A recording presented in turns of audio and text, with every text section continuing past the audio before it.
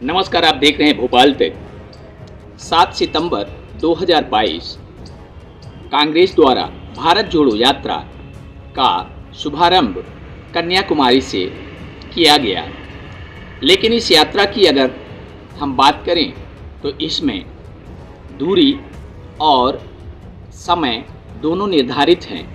दूरी की अगर हम बात करें तो 3570 किलोमीटर की दूरी और 150 दिन की अवधि के बीच में 12 राज्यों 2 केंद्र शासित प्रदेशों से यह यात्रा गुजरेगी। अगर हम मध्य प्रदेश की बात करें तो मध्य प्रदेश में भी यह यात्रा महाराष्ट्र से होकर के बुरहान से होते हुए उज्जैन आकर के सीधे दूसरे राज्यों में प्रवेश करेगी। लेकिन अगर उसी परिप्रेक्ष्य में अगर हम बात करें मध्य प्रदेश के कटनी जिले में, तो मध्य प्रदेश के कटनी जिले से भूतपूर्व महापौर विजेंद्र मिश्रा को भारत जोड़ो यात्रा का कटनी जिले का प्रभारी बनाया गया है। अगर देखा जाए भारत जोड़ो यात्रा अभियान में जिस प्रकार से अन्य प्रदेशों में इस यात्रा में जन समर्थन मिल रहा है, इससे तो यह निश्चित रूप से ऑक्सीजन कांग्रेस को राहुल गांधी ने तो प्रदान कर दिया है। लेकिन कांग्रेस की नेतृत्व क्षमता क्या कहती है, यह तो खैर भविष्य के गर्त में है। लेकिन प्रमुख बात अगर हम करें मध्य प्रदेश को लेकर के, तो मध्य प्रदेश के कुछ जिलों से यह यात्रा गुजरती हुई अन्य प्रदेश में प्रवेश करेगी। लेकिन अगर हम बात करें तो विंध्य और महाकौशल को प्रतिनिधित्व का मौका इस यात्रा में नहीं दिया गया है। आइए देखते हैं क्या कहते हैं भारत जोड़ो यात्रा अभियान के कटनी प्रभारी विजेंद्र मिश्र। होटल साल्या ठहरने की उत्तम व्यवस्था हमारे लिए, आपके परिवार के लिए फुल एयर कंडीशन व्यवस्थाओं के साथ स्वच्छ वातावरण में निर्मित होटल साल्या। किसी भी प्रकार की पार्टी हो, फंक्शन हो, आप स्वच्छ वातावरण का भरपूर आनंद लीजिए और एक बार जरूर होटल साल्या पधारने का कष्ट करें। भारत जोड़ो यात्रा अभियान का मेन उद्देश्य क्या है?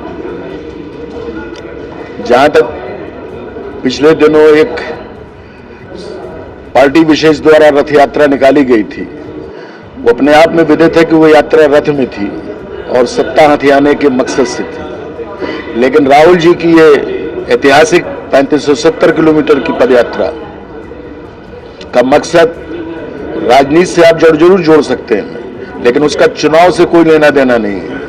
कांग्रेस ने स्वतंत्रता की लड़ाई लड़ी, इस देश को आजाद कराया।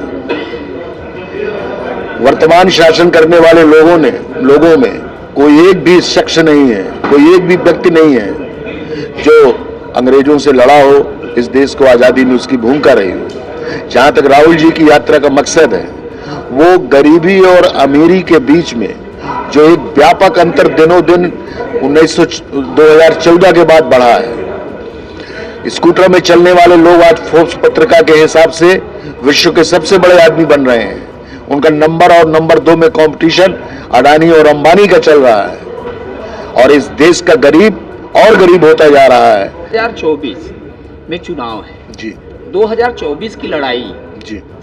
कहीं ऐसा तो नहीं कि भारत जोड़ो यात्रा अभियान की जो बात है, कहीं ये चुनाव के परिप्रेक्ष्य को लेकर के तो ये चढ़ाई तो नहीं है कांग्रेस की? नहीं, ये यात्रा का चुनाव से कोई लेना देना नहीं है। इस यात्रा का मकसद बहुत पवित्र है।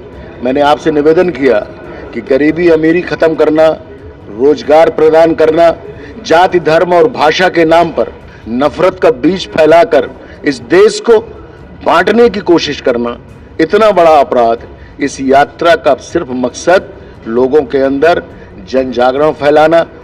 मिश्रा जी, अंतिम सवाल, भारत जोड़ो यात्रा की बात अगर हम करें, 12 राज्य 2 केंद्र शासित प्रदेश, 3570 किलोमीटर की यात्रा है।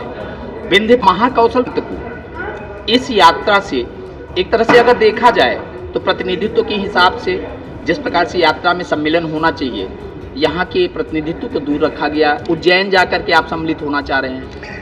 देखिए, एक रूट बनाने के लिए, वो भी 3570 किलोमीटर का मार्ग, ये प्रदेश के अंदर करीब 16 दिन ये यात्रा रहेगी और राहुल जी चलेंगे। लेकिन ऐसा नहीं है कि किसी को प्रतिनिधित्व नहीं मिल रहा, चाहे वो रीवा हो, कटनी हो, एक भी जिला ऐसा नहीं है जो जाके वहाँ के कांग्रेस के लोग जिस मार्ग से ये यात्रा राहुल जी की निकल रही है, हम लोग सब अपने अपने जिलों का प्रतिनिधित्व प्रदान करेंगे। कांग्रेस के लोग उसमें सब शामिल होंगे, जिसकी हम लोग व्यापक चर्चा अपने जिले के माननीय अध्यक्षगणों से, माननीय वरिष्ठ नेताओं से, उनके मार्गदर्शन में तय करेंगे